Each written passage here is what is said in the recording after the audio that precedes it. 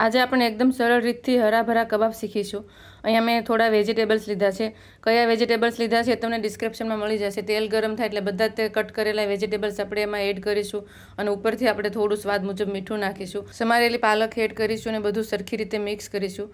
ગેસની ફ્લેમ આપણે ફાસ્ટ રાખીશું। પાણી સુકાઈ જાય એટલે ગેસ બંધ કરી દઈશું અને ઠંડુ થવા દઈશું। આને આપણે એકદમ વધારે રંધાઈ ન જાય એનું ધ્યાન રાખીશું અને ક્રન્ચી આપણા વેજીટેબલ્સ રહેવા પડે। મિક્સર જારમાં એડ કરીશું કોથમીર, ફુદીનો નાખીને સરખી રીતે બધું પીસી લેવાનું છે। અહીંયા આપણા વેજીટેબલ્સ બધા પીસાઈને તૈયાર થઈ ગયા છે। એના અંદર આપણે એક મીડિયમ સાઇઝનું બાફેલું બટેટું ખમણી લેવાનું છે। પનીર પણ આપણે સાથે ખમણી નાખીશું તો સારો એવો ટેસ્ટ આવશે। આપણે મસાલા કરી લઈશું। ચણાનો લોટ શેકીને નાખીશું, ઉપરથી કોથમીર નાખીશું અને સરખી રીતે બધું મિક્સ કરી લઈશું।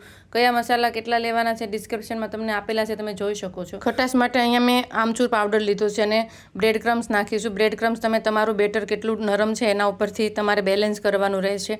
હવે આપણે સરખી રીતે બધું મિક્સ કરીશું અને માપથી એક સરસ એવા નાના એક સરખા ગોળા બનાવી લઈશું અને થોડી પેટીસ જેવો શેપ આપીને ઉપરથી કાજુ લગાવી દઈશું અને શેલો ફ્રાય કરી લેવાના છે। અહીંયા મારા હરાભરા કબાબ બનીને તૈયાર છે। દહીંવાળી ચટણી સાથે ખાવામાં ખૂબ જ ટેસ્ટી લાગે છે। આ બનાવવાના એટલા સરળ છે કે તમે ઘરે એકદમ ઓછો સમય હોય તો પણ બનાવી શકો છો। પાલક નાખ્યું છે એટલે આપણા હરાભરા કબાબ એકદમ ગ્રીન બનીને તૈયાર થશે।